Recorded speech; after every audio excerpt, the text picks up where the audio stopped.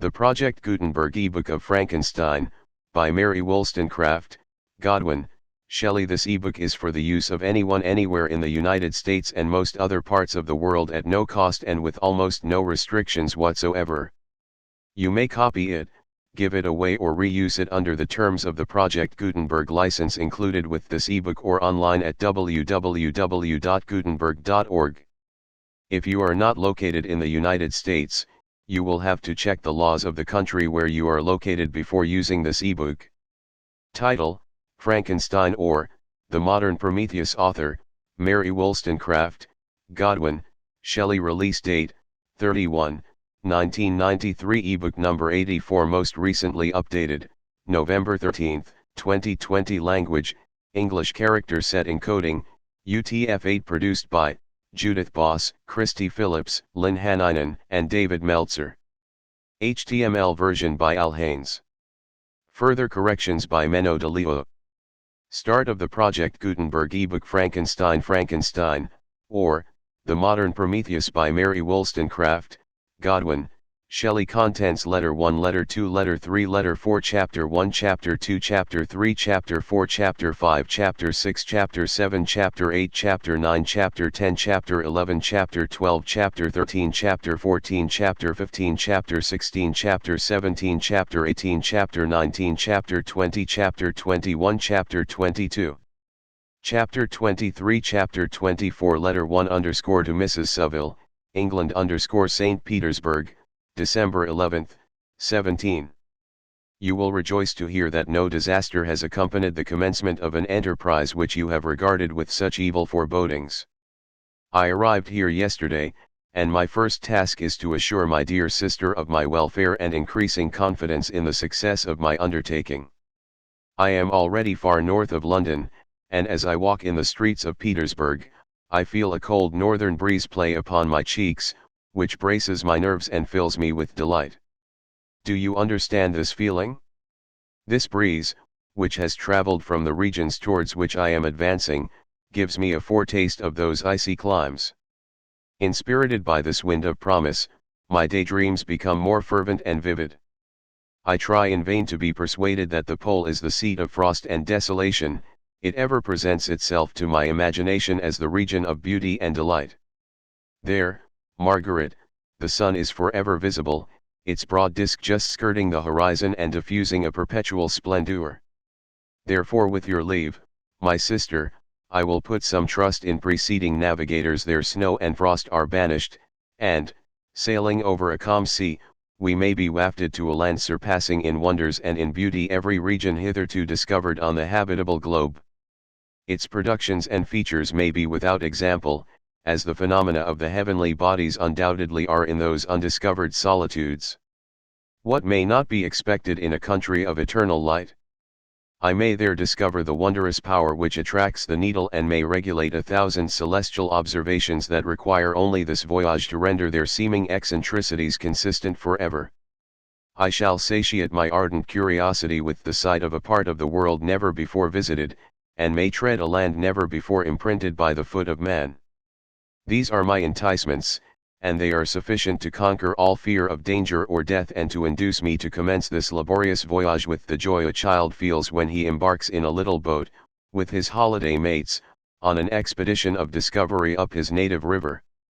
But supposing all these conjectures to be false, you cannot contest the inestimable benefit which I shall confer on all mankind, to the last generation, by discovering a passage near the pole to those countries, to reach which at present so many months are requisite, or by ascertaining the secret of the magnet, which, if at all possible, can only be effected by an undertaking such as mine.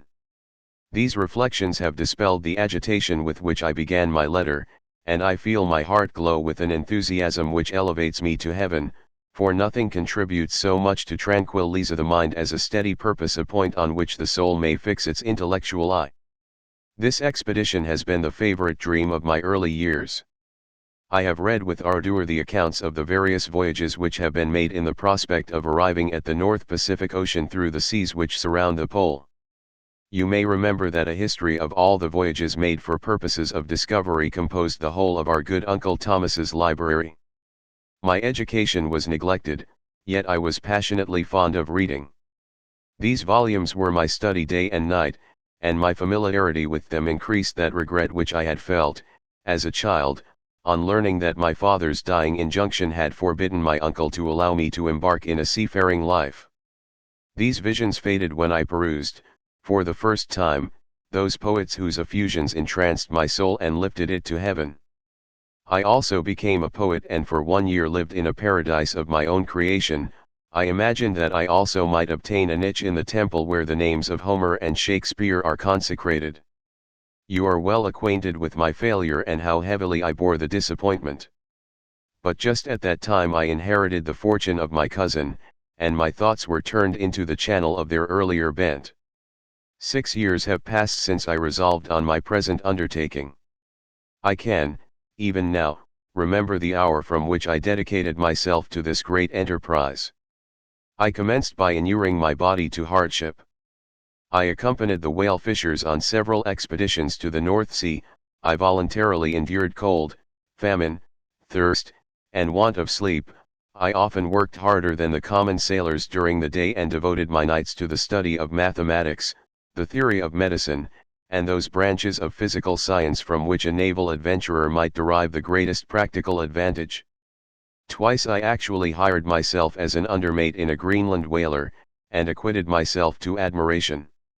I must own I felt a little proud when my captain offered me the second dignity in the vessel and entreated me to remain with the greatest earnestness, so valuable did he consider my services. And now, dear Margaret, do I not deserve to accomplish some great purpose? My life might have been passed in ease and luxury, but I preferred glory to every enticement that wealth placed in my path. Oh, that some encouraging voice would answer in the affirmative. My courage and my resolution is firm, but my hopes fluctuate, and my spirits are often depressed. I am about to proceed on a long and difficult voyage, the emergencies of which will demand all my fortitude. I am required not only to raise the spirits of others, but sometimes to sustain my own, when theirs are failing. This is the most favorable period for traveling in Russia. They fly quickly over the snow in their sledges, the motion is pleasant, and, in my opinion, far more agreeable than that of an English stagecoach.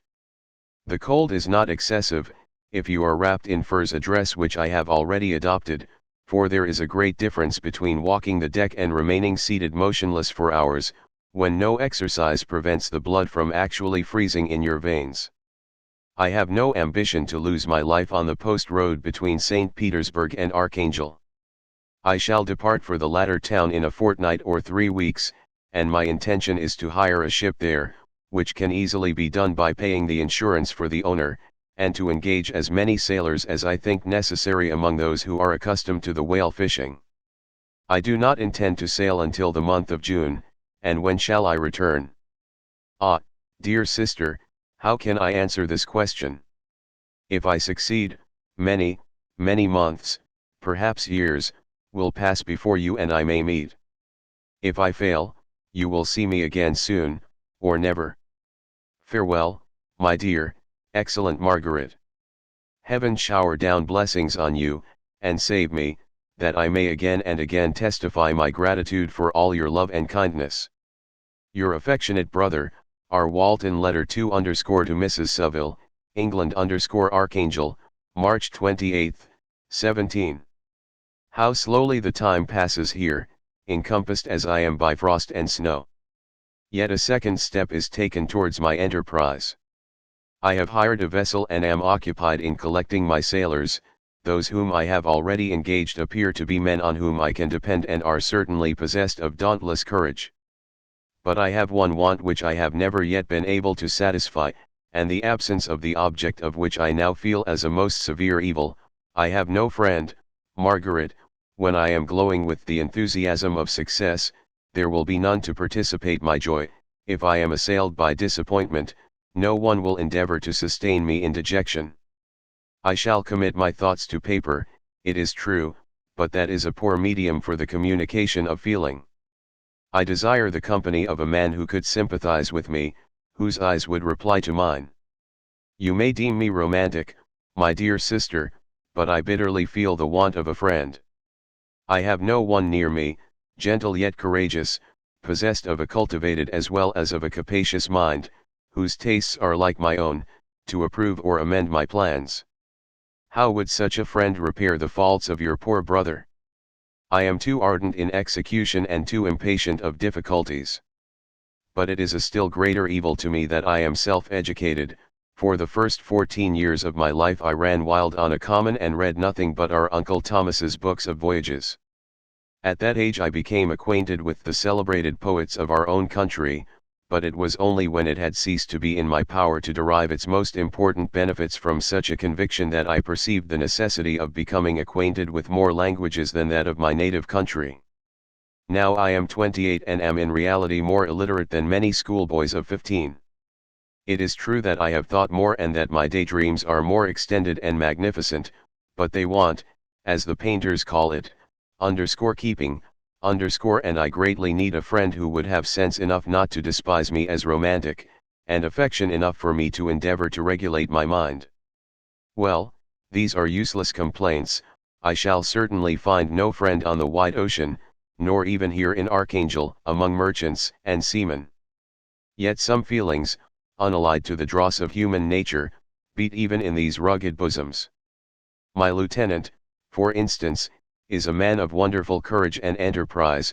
He is madly desirous of glory, or rather, to word my phrase more characteristically, of advancement in his profession. He is an Englishman, and in the midst of national and professional prejudices, unsoftened by cultivation, retains some of the noblest endowments of humanity. I first became acquainted with him on board a whale vessel. Finding that he was unemployed in the city, I easily engaged him to assist in my enterprise. The master is a person of an excellent disposition and is remarkable in the ship for his gentleness and the mildness of his discipline. This circumstance, added to his well-known integrity and dauntless courage, made me very desirous to engage him. A youth passed in solitude, my best years spent under your gentle and feminine fosterage, has so refined the groundwork of my character that I cannot overcome an intense distaste to the usual brutality exercised on board ship. I have never believed it to be necessary, and when I heard of a mariner equally noted for his kindliness of heart and the respect and obedience paid to him by his crew, I felt myself peculiarly fortunate in being able to secure his services.